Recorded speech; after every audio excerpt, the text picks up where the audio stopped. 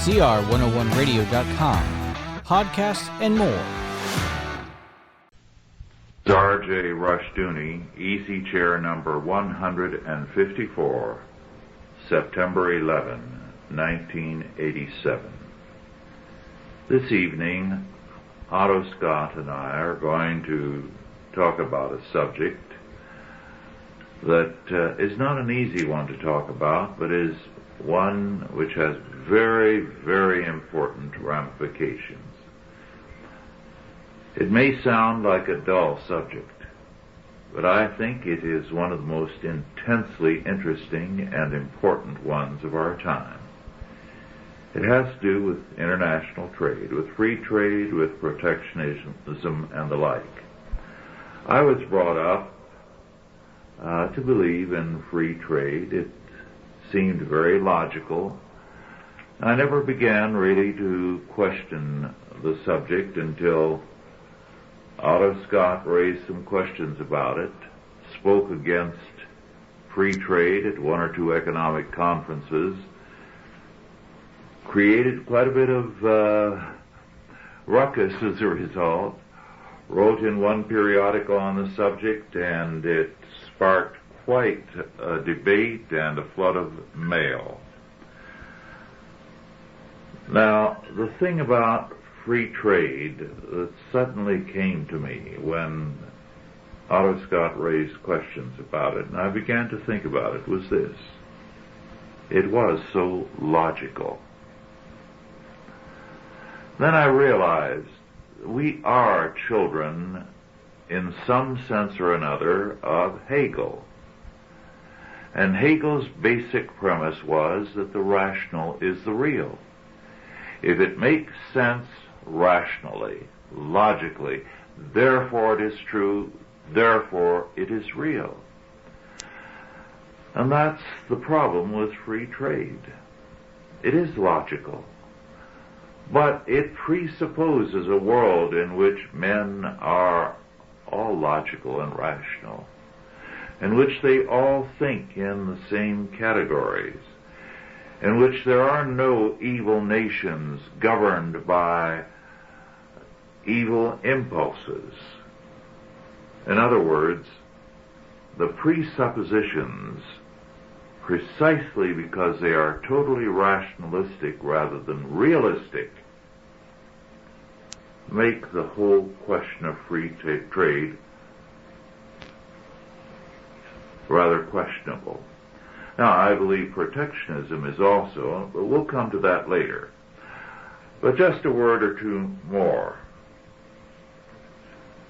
When you have a false problem, you have false solutions. A few years ago, a great deal was said, and some still are parroting the same old line about overpopulation. Once you agree with these people that there is overpopulation, any answer you come up with is bound to be wrong, because you've begun with a faulty assumption. Now, behind both protectionism and free trade, you have a doctrine of politico-economic salvation, that if we come up with the right economic combination, we're going to have the salvation of a society. And that is not true. You cannot make, as the old proverb tells us, a good omelet with bad eggs. So the best economic pattern, the best political pattern, is doomed if the people are no good. Well, with that introduction, I'll let Otto now speak and get us into the subject. Quite an introduction, I must say. Tremendous. I agree with you. And if we want to separate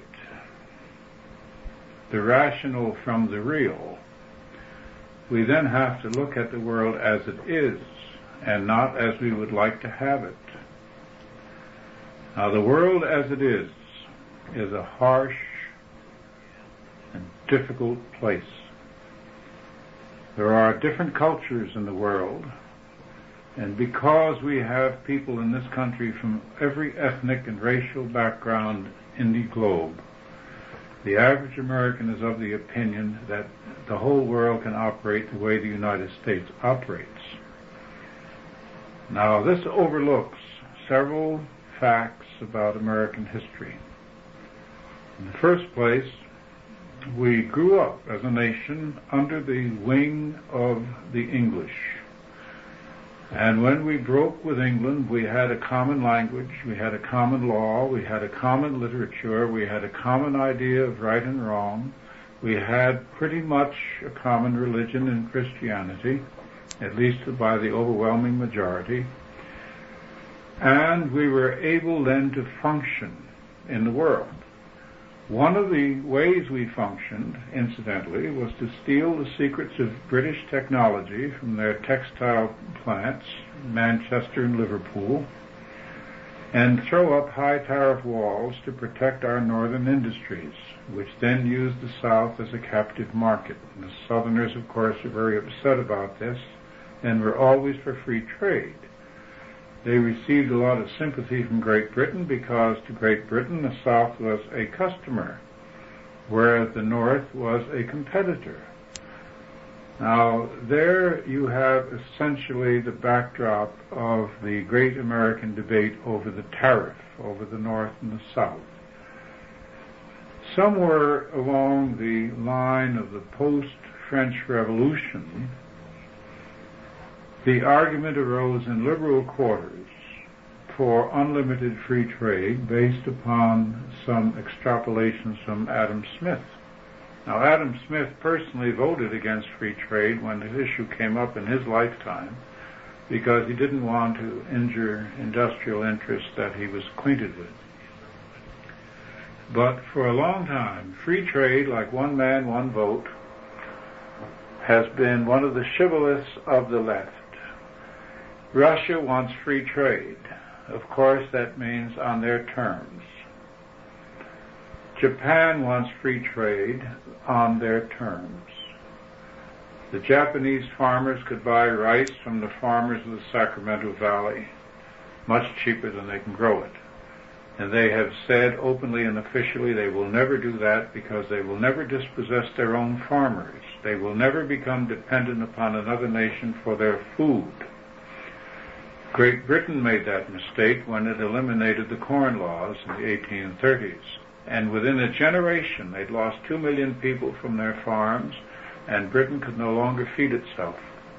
It almost lost World Wars I and II for that reason. So, when I look at free trade, I don't look at it from an economic point of view because I'm not an economic thinker. I don't believe in economics as a subject. I don't believe it is a subject. I don't believe it deserves a doctorate.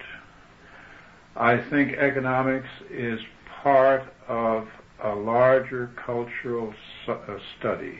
We might say history encompasses economics along with many other things. If we taught history, for instance, we would not be repeating some of these economic errors which keep recurring through the generations. And I think that to assume that people operate according to their pocketbook is to mean that you don't know what people are. People operate according to emotion, according to faith, according to belief, according to opinion, according to pressure, many, many other reasons. I spoke to an economic group not too long ago and brought up the fact that money was not necessary for a society. And I thought at first that they were going to faint. But there is no money in the Soviet Union. You have to have whatever the ruble is plus a party card. Without the party card, you cannot use the money. Of course, there is a black market. But you operate in the black market at the expense of your life and at the expense of your liberty and your freedom. There is no money in China. We are rapidly reaching the stage where there is not going to be any money here. We have, let me say, lost control of our currency. We lost control of our currency as long ago as the 1960s, when the flood of dollars swept around the world to such an extent that one of the English financiers determined that you could use what he called Eurodollars. And the term Eurodollar comes from the fact that the Red Chinese were sending their dollars to a Soviet bank in Paris. And that was where the term Eurodollar came from, because it was called the Euro Bank. All these American dollars, Bolton decided, could be used as a basis of extending credits. And he began a pyramiding of credits based on the Eurodollar, which exceeded anything that the financial markets of New York did in the 1920s. So we have more credits out than we can keep track of. Walter Wriston of Citibank called that a financial black market, using the instruments of instant communications. They could transfer immense sums of money from one part of the world to the other across national borders with the speed of light. And the banks and syndicates then began to form to lend money to foreign governments, beginning with Iran, and then Italy, and then third world countries by the billion. And they built this tremendous towering credit structure that we're caught in today. Now, if you want to discuss, or if anyone wants to really rationally look at trade, international trade today, he's going to have to include money. He's going to have to include the monetary system, and the monetary system is out of control.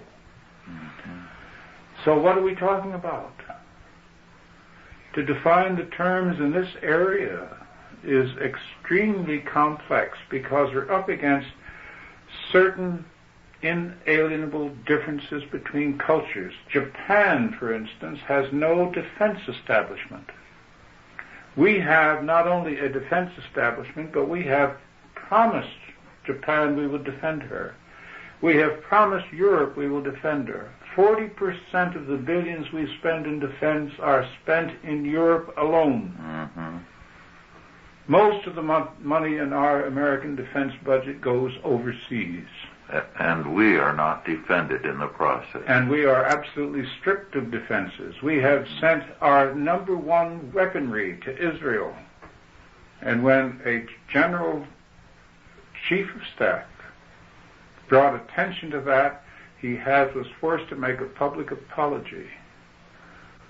Now, this is a very strange state of affairs. Yes. This is not to say anything about Israel. If I were an Israeli, I would say that's great.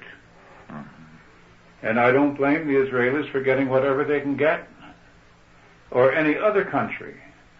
But I think that we have done an about-face here, and I think the reasons for our peculiar position, 150, 160, 170 billion dollar trade deficit, is rooted in our turn to the left at the end of World War II.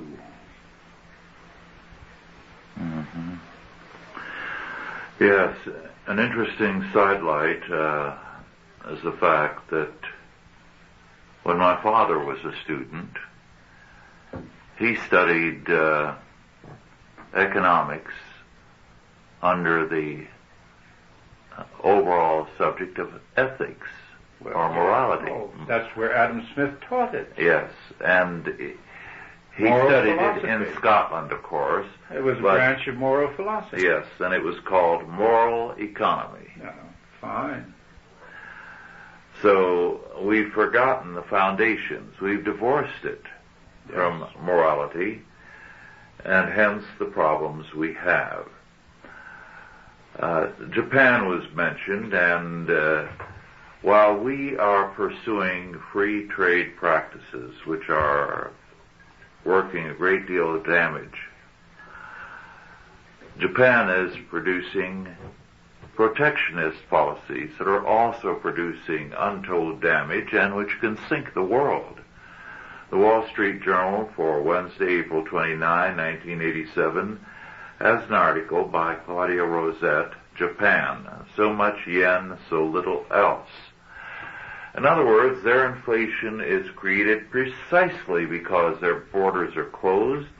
They have no place to spend their money except on their own stock market, in their own real estate, and so on. And as a result, everything is so overinflated there that there is no reality in prices. This could create a collapse, and you know the scenario better than I as to what the Japanese stock market means to the world today. Perhaps you ought to comment on that, Otto. Well, the statistics are a little bit misleading. For one thing, the yen is not as strong against the dollar as it looks. If you were to compare the standards of living between the dollar possessor and the yen possessor, you will find that the Japanese lifestyle is much more austere than ours. They don't go in for the lavish expenditures that we do. And the actual relationship is more like 250 or 300 yen to the dollar than it is 140. So you could almost cut the thing in half across the board. The other thing is that, according to that article, and I have a copy of it too by Claudia Rosette, I didn't read it when it first came out, but you brought my attention to it. She says in here that almost none of the Japanese land is for sale. Something like 6 or 7% is traded. The rest is held. So if there is a collapse in the Japanese stock exchange, it's not going to wipe the Japanese people off the way it occurred here, because here the Americans are leveraged up to their eye teeth. And all kinds of homes are going to go sweeping down the drain when these so-called equity loans, which are nothing but second mortgages or third mortgages, are called in, and the individual has reached the end of his credit. Japan's industries might lose some of their export markets, but Japan is a closed society. They're homogeneous, like malted milk. They are absolutely all together. There's only one race, a dominant race. They have a few Koreans. They have a sprinkling of foreigners, and they may have, as you mentioned earlier, untouchables. But they're all together. Now, at one time, Europe was that way. I remember the first time I went to England, everyone looked like they were cousins to me. And there's a sort of a family resemblance in people that come from the same racial stock. We're not used to this. There's some argument now that the Japanese are being very narrow-minded in keeping their country the way they do, and they should open their gates and bring in some other groups, but I doubt if they're going to do it. What I'm saying, in other words, is that a collapse in the Japanese stock exchange might affect us more than it would affect Japan. Now, right now, the Japanese are buying up a lot of our national debt, and people say, well, that's pretty nice. But what people overlook is that we have to pay the interest on that debt. And the interest on that debt has to come out of the taxes. The average American is going to find taxes leaping upward more and more between now and the 90s. By the year 2000, just paying the national debt alone will take something like 16% of our gross national product. That means that everyone is going to be a lot poorer unless we find some way to liquidate the debt. Now, we have, I think, many Americans seem to have forgotten that this is our country, and that it is our responsibility to protect ourselves. Yes. We are not supposed to sit here and dissolve because mankind is offended by our existence. We can change these rules anytime we want to. We can say to Japan or to any other country what Franklin Roosevelt at one point proposed, and it was, I think, a sensible proposal. He proposed a reciprocal trade bill in which we would treat every nation industrially exactly the way they treated us. If they opened up their markets, we would open up ours. If they closed their markets, we would close ours. It's a very simple syllogism. Yes. And that's the end of that. Japan's great export surplus would evaporate overnight because, incidentally, the Japanese will not open their market, no matter what inducements you give them. I think one of the things we might do with Japan is to say, look, you're a big boy now, you're richer than we are, and we owe you money. It's about time you built up your own army, navy, air force, and so forth, and use some of those riches to take care of yourself because we've decided to turn you loose. You know, birds get thrown out of the nest, and we shouldn't harbor former enemies on our back forever. And we should say the same to all of Europe. Yes, we should. I recall, after the war, someone telling me who had been over there at the time that the reason why Europe demanded as a part of our settlement of things after the war that we keep troops over there and their families. And their families. Yes. Was this: they wanted hostages. Hostages. So that in case of an invasion, American men, women, and children would be involved, and we would rush to their rescue. Well, we have, before Mr. Johnson got out of office, Lyndon Johnson, the famous War on Poverty Commander-in-Chief, at the very end of his term, he wanted the Pentagon said we need another 200,000 men in Vietnam, and he was all set to send them when the Treasury said to him, by the way, this means that we will have to cut back in other areas, we can't afford it. In fact, it may destroy the dollar.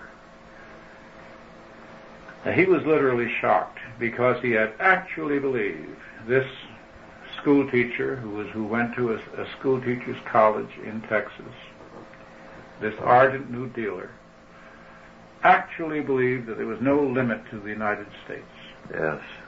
He actually believed that we were omnipotent and that we could do anything. And to be told that we had run out of money, reached the limit of our resources, actually took the heart out of it. He told that woman that wrote his biography that he expected to be a great leader in war and in peace at the same time.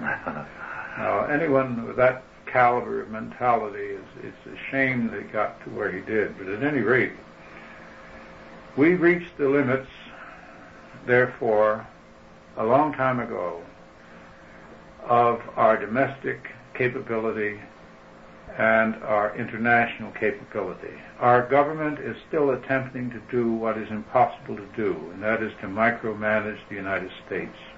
We have judiciary that's micromanaging our economy.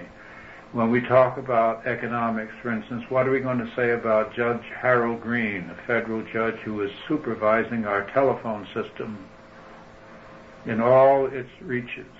Nobody has ever given me a biography of where Judge Green got his expertise in electrical communications. But nevertheless he is. And this has a disastrous effect on economics. So we have here political pressure which distorts economic rationality. Then we have international rivalry. And on top of everything else, we have the great Medusa's head, which no American likes to think about, and that is the menace of the Soviet military. Yes. Now, we're not going to stop it with lending them money. We can't stop it without planes and tanks and men and ships and minesweepers and all the rest.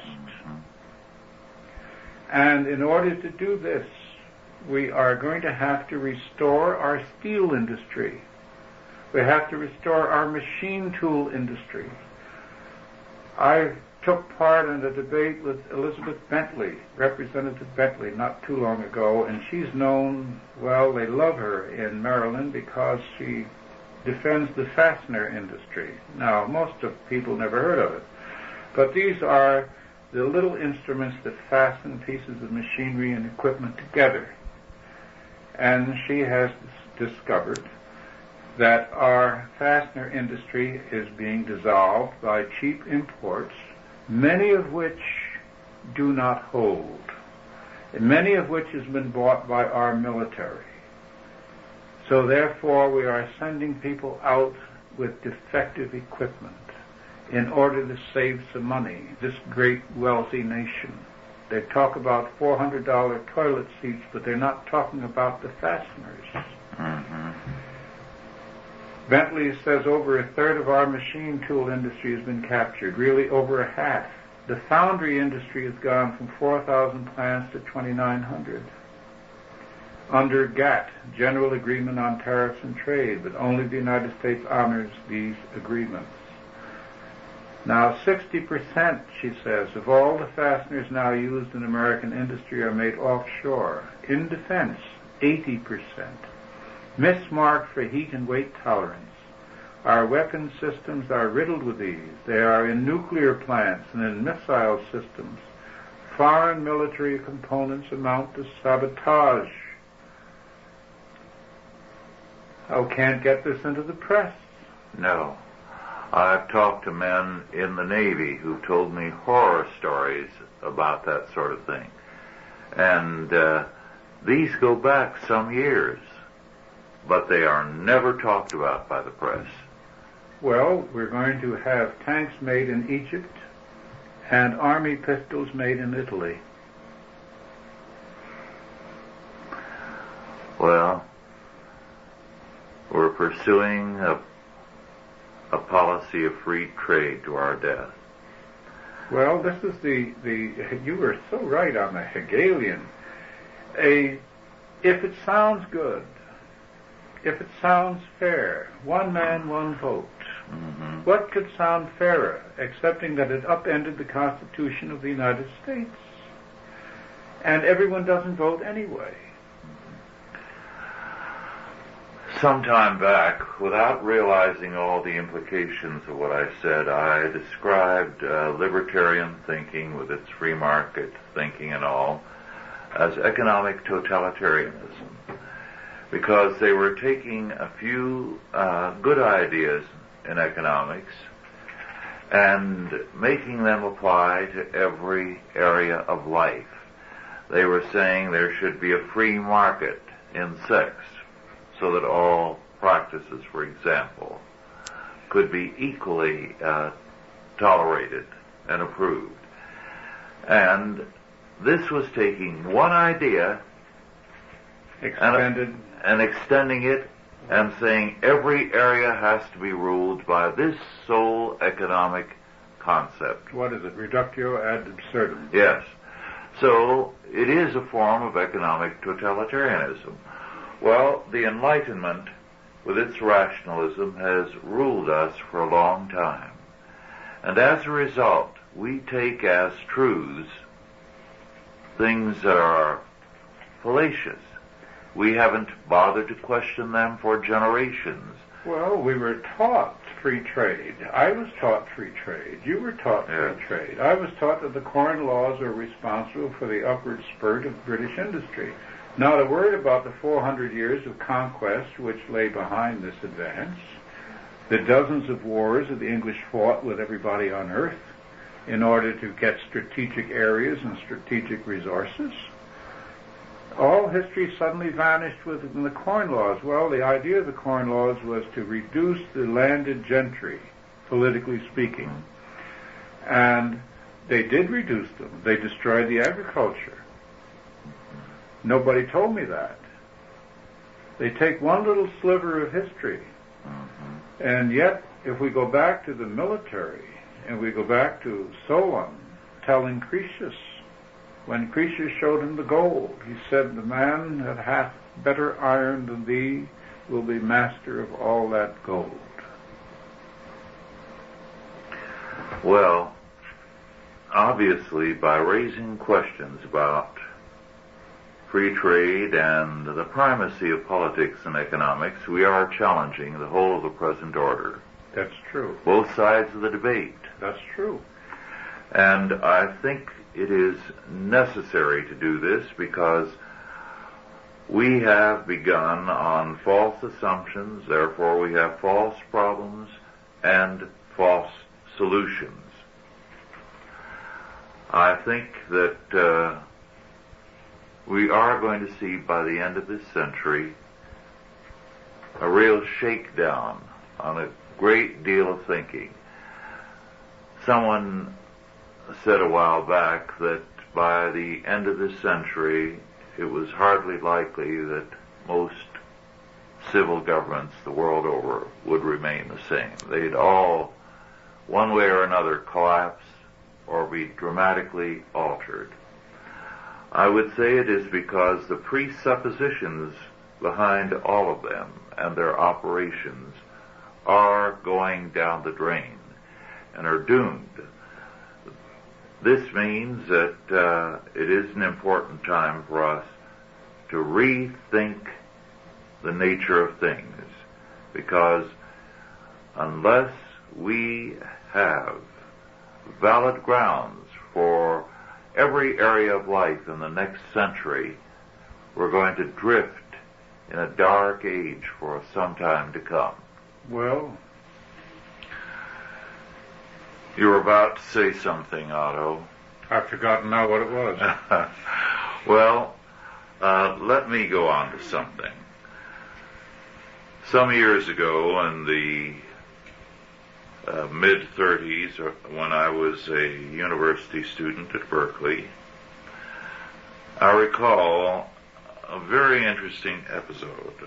One of the professors in the philosophy department, a man whom my father knew and thought highly of, was George Plimpton Adams, an old-fashioned New Englander in many respects, with the New England morality, but with the loss of the old faith.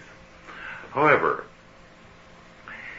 in the course of teaching ethics, in one of his lectures, he spoke about the hedonist fallacy, making happiness a goal.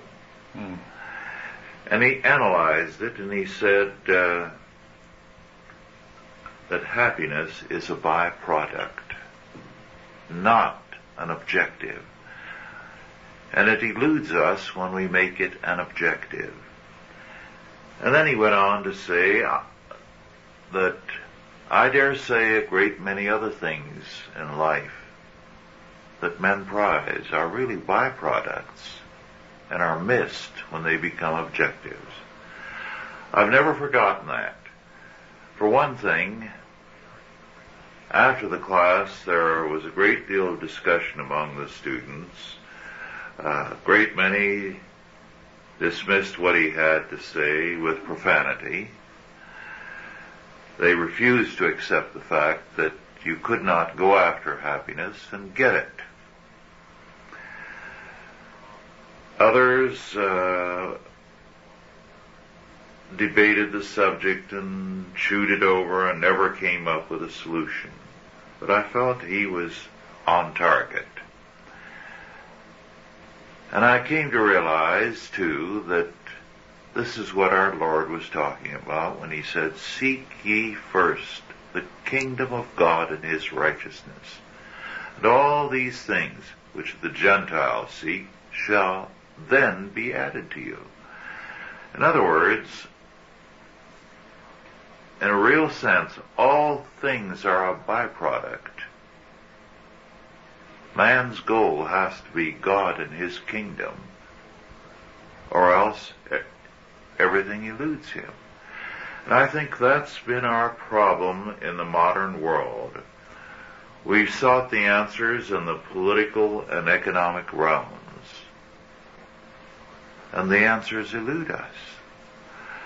And they will continue to elude us because no political combination and no economic combination will give us the results if we go after them in those spheres and forget that, first of all, man has to be under God. And much of modern progress has amounted to a regression in terms of man's life. Yes. We could go back to the 19th century and look at a farm. It was self-sustained. In Lincoln's day, the women made the clothes, they spun the cloth, they cut the cloth, they sewed the cloth, they made the suits, the pants, and whatnot. Shoes were made. Those farms could exist if the rest of the world dropped off the edge. Now, there's a power blackout, and they're becoming more frequent all the time, thanks to the marvelous environmentalists who have stopped the expansion of power plants. And everything in my house is, I'm out of business. My computer doesn't work, my electric typewriter doesn't work. It's true, you're smiling. I could sit down and use a pen. But then I'd have to drive somewhere to find somebody to type it. And I hate to start that routine again. Well, Otto, I use a pen all the time, but let me add, when the lights go out, it's not much consolation.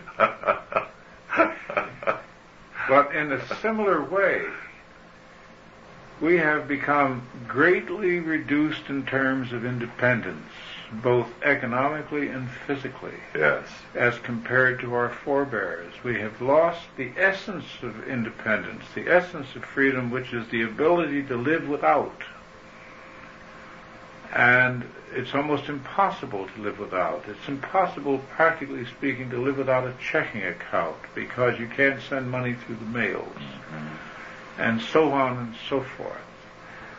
Now, of all times, this should be a period where our liberties would expand. This is what was promised. As technology improved, we would have more leisure and so forth. But I read in the journal not too long ago a long article on how the Social Security system is compiling together with all the other agencies of the government into monster computers all the information about every individual in the country from birth onward, and cross-checking this information. Just the other day, in some state, I don't know where, they found some poor citizen who had escaped from a chain gang 44 years ago, had lived a very honorable life ever since, and they're now struggling to keep from bringing him back. Well, here we are. We're in a situation where laws are applied without reference to humanity in the name of compassion. Yes. And our economics are very similar. The economics are much more divorced now from reality than ever before. I know you read, and we've all read, that some of our entertainers have been making $57 and $47 and $37 million a year. I don't begrudge them that. I think that's very fine. Some fellow wrote an editorial about it in which he said if merit prevailed in all areas, then these kind of great rewards might be more widely distributed. But I've never seen merit established in that form. And I do think that there is an unreasonable disparity between 57 million and 25,000, which is the average wage. I don't think the average man should be surmounted at quite so astronomical a level. And yet we are rapidly reaching the point where, as I said before, we have no money. From 1985 to 1987, the American dollar lost 40% of its value internationally. Now, I don't know how many people realize that their money is worth 40% less than it was. But that's an awful lot to lose. Yes. Yes. Even though it isn't immediately reflected, it's going to be reflected. We don't appreciate the full force of inflation because it's constantly disguised. The packaging gets altered so the box is smaller and there's not as much in it, and we get used to a smaller size.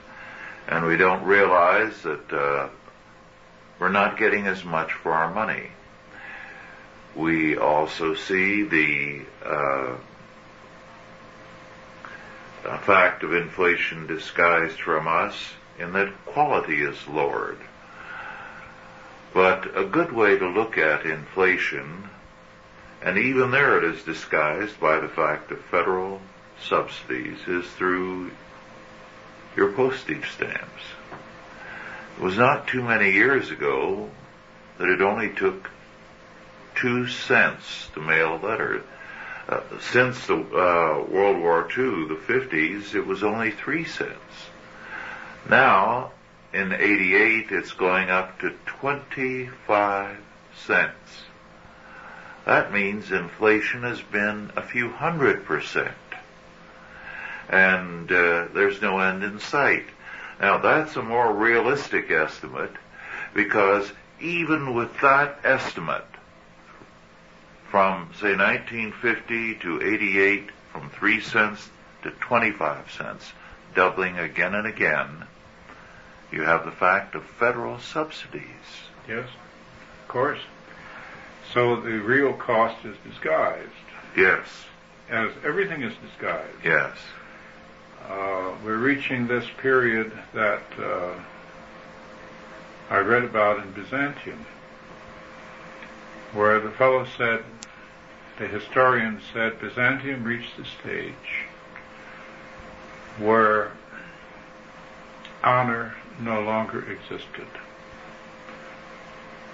It began with the destruction of the Byzant, the destruction of their money, and then proceeded to the point where the most unscrupulous of individuals made the greatest of successes. Yes. Where the worthy found every door closed. Now we have the rise of the unworthy. And there's very few things more bitter to see than to see shameful people become successful. And even president. Yes. Yes. Yes. Mr. Lyndon Johnson made over $20 million, and it was never on the government, off the government payroll his whole working life. Yes. And not a word was said. No inquiries or congressional investigations were held, and the character assassins that now prance across the stage were silent. Yes. We are witnessing the most open hypocrisies on all sides. Now, how can you have an economic system without character? That's not possible. No. That's not possible. International trade now, I remember, you recall, when I went to interview Hamilton Smith. Yes. Hamilton Fish. Hamilton Fish. Yes. He was in his 90s, and marvelous old man. And he said, isn't it strange there's never been a congressional inquiry into these enormous overseas loans? He said, isn't it strange that nobody's ever asked if the banker's nephew isn't involved? Mm-hmm. If it's somebody getting a commission. He said, these are incredible sums of money that have been dispensed, and nobody knows who did it, to whom, how, under what circumstances. There's never been an inquiry into foreign aid. Isn't that amazing? But of course, it isn't amazing, because somebody obviously is benefiting more than the titular beneficiary. Yes, and the foreign trade corrupts both us and the world, and the foreign aid similarly. Dorothy is rather fond of the Harry Kimmelman books on the rabbi, detective stories. And one she read recently was Monday, the Rabbi Took Off by Harry Kimmelman, published in 1972. So it doesn't give us the most recent data. But in this book, the rabbi goes to Israel, and he does not give a favorable account of Israel. Let me read something, and I believe this can be duplicated from other accounts that are not as tellingly stated in other countries, other recipients of foreign aid. This is a conversation. Well, you know, things are not cheap here. Food is. At least certain things are cheaper in the States. Yes, but everything else is apt to be more expensive. Housing, clothes, a car, electrical appliances. Most people seem to have them, even though it would seem impossible on the salaries they are paid. How people live on their salaries, that's the big miracle of Israel. I keep asking people, but I haven't got a convincing explanation yet. As far as I can make out, you borrow to buy the things you need, like an apartment. And then if you don't keep up your payments, it's almost impossible to evict you.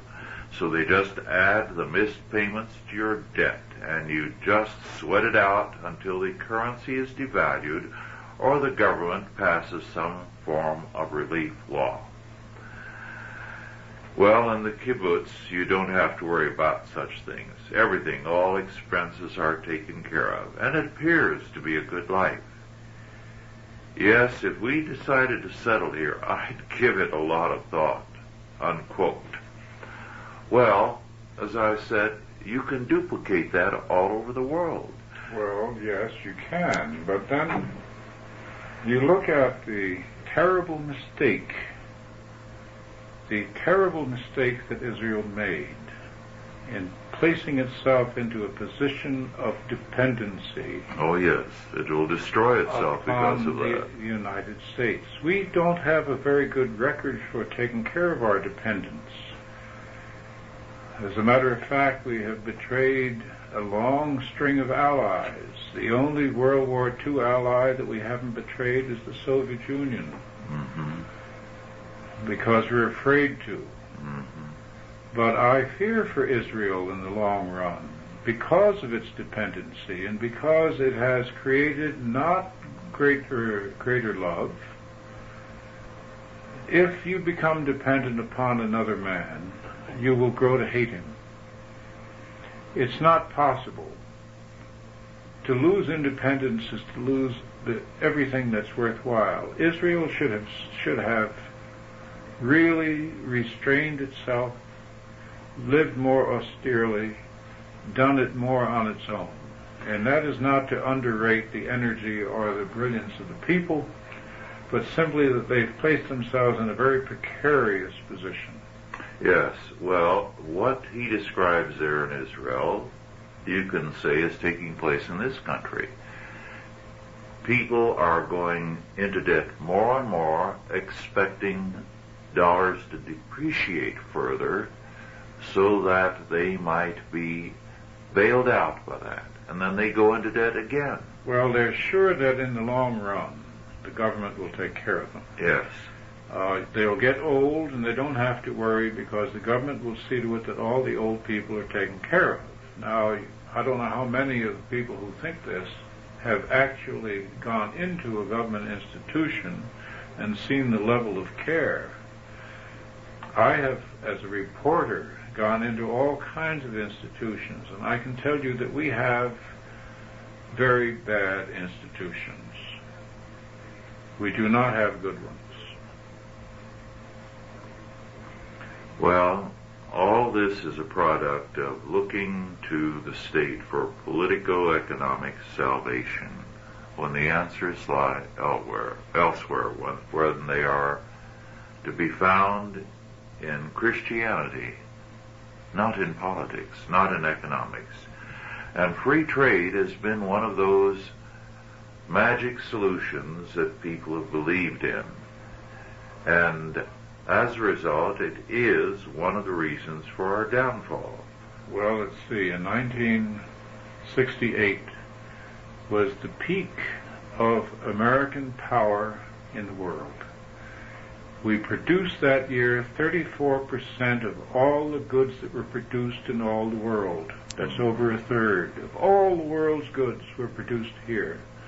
Today we produce about 15%. We have dropped in 20 years one half our productive capacity. And are continuing to drop. Now that's a tremendous drop. Yes. 50% in 20 years. And there isn't any way that you can prosper without a basis of work. Yes. And we're talking about physical things. We're talking about steel. We're talking about copper. We're talking about machine tools and all the nitty-gritty things that go up to make technology. We still have coal, of course. We still have gold. Gold is getting a resurgence because lots of people are hedging with gold. The question sometimes arises in my mind as to who they're going to trade with if things get as bad as they fear, because really there is no security in gold any more than there is. I think it's the only real money, but there's no security in gold, in money. There's only security in association. When times are tough, you are safest as if you are linked in with others, if you are part of a church, if you are part of an association, if you are part of a group. But to be caught alone is the worst thing in the world in bad times. Yes. During the minutes before we were on tape, we were discussing the fact that there are some people on our mailing list who are faithful contributors and listeners to the Easy Chair who are now out of work simply because some kind of step, a trade agreement or something, has wiped out a segment of the American economy. In one instance, well known to both of us, this was a family business that went back a couple of generations, and it ended not because of anything they did, but what was done in Washington. That's true. Now, I know that case very well. Part of he was operating in Mississippi, and that's part of the Sun Belt, which, as we know, is now depressed.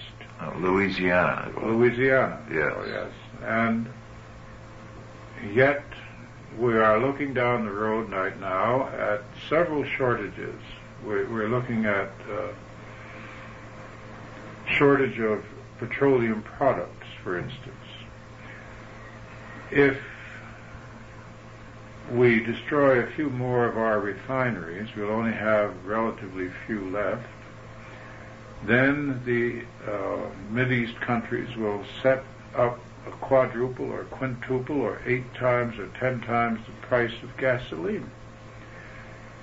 The Americans may have to start paying for the fuel that they've received so cheaply for so long and which they never really appreciated.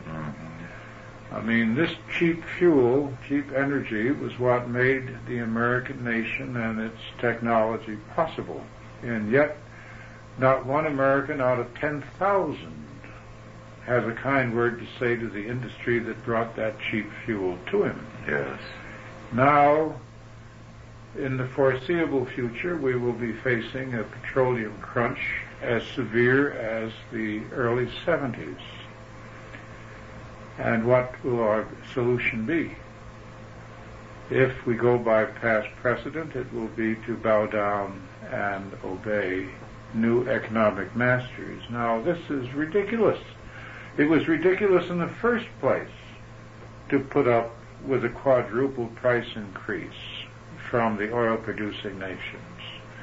We should have taken the leaf out of the Old English and sent a few battleships over there and said, we'll take the oil. Because it's almost like a man with a well of water in the desert saying, I will give it to you if you give me everything you own. Yes. And they were producing it for, what was it, under $1 a barrel? Oh, 10 cents. Mm-hmm. 10 cents. They can't possibly lose money. In fact, the oil was discovered by Americans and English. It was extracted by them. They did the work. They found it. They did the work. They conveyed it to the markets of the world. They created the great technology and so forth. And they have established hospitals, housing, schools, everything in those countries. They've changed the life of those countries. That's true. And yet they are punished. It gets back to Lord Bauer's observations on the Third World. He said, we are now living at a time where we expect the industrialized nations to improve conditions in the Third World, to lend them money, to send them technology, to teach them how to use it, to raise them up. But he said Europe itself did not elevate that way. The West did not become rich because Chinese gave it money and professors in technology and helped it out. Europe, and we are part of Europe, grew through hard work through the centuries. Mm-hmm. And why don't we expect other countries to do the same? Yes. We believe that because the rational is the real, if we decree that a country that, as in one particular instance, is still in the head-hunting stage, is going to be brought up to the level of the American and the English peoples within 10 years. That's the Fijis. No, it's Papua New Guinea. Yes. They have provided them, England has, with a constitution that is about 2 inches thick, written by lawyers in London, that has no relationship to the realities of a country still inhabited by very, very backward headhunting peoples. Do you think that there is a certain level of civilization which turns people into idiots? There is a level of unbelief that leads to idiocy, and a good deal of the Western world is now in that idiot stage. Well, to believe in these phantoms without any basis in reality, I keep running into people who have strong opinions and no information whatever. I don't know where the opinions come from the air, from the newspapers, from what the other fellows said yesterday afternoon. But they're very firm about it. Mm-hmm. And especially on the free trade thing, I can't tell you how many people I've infuriated by criticizing that idea. And yet I'm not for putting up a Chinese wall around the United States. No. We of course, we're a part of a worldwide civilization, and we have to trade with one another, but I think we should have a little common sense about it. Yes. Well, consider the fact that some foreign countries have subsidized their airlines on flights from the United States to Europe in order to help wipe out our airlines. Pan Am. Yes. Was done in that way. Well, when Gary Mose and his family were returning from Sweden, I found out on investigation it was necessary, if I wanted to save money, to buy the ticket here, because if he bought it there, it would cost more. This was on a Swedish airline. So that they're charging less to fly from here on their airline, and they charge their own people to fly from their own airline. They're ready to capitalize on any American money being spent. But if someone in Sweden goes to buy a ticket, he pays more for it. Alva told me at the travel agency that for one person, Swedish, it was advisable, because he had to be very careful of his money, to send the money over here indirectly in a number of ways and have his daughter buy it in the country so that he could fly here at some reduced cost, at a savings. Boggles the mind. Well, of course, airline fares boggle the mind anyway. Yes. Well, our time is almost over. Is there anything you'd like to say, Otto? Well, I think you said something very pertinent when you said we should really start to rethink almost all the certainties of modern life. Yes. It is time to take another look, because we're all in a swamp. And we didn't obviously get there by doing things intelligently. Well, that rethinking is what Chalcedon is about. That is what separates us, gives us a following, as well as gives us opposition, because we're challenging the accepted truths of the modern age. Well, our time is over now. I want to thank you all for listening, and I appreciate the comments of some of you, and the fact that you say you do enjoy the Rush and Otto show. Thank you all, and good night. I've never heard that. Is that what they call it? The Rush and Otto show?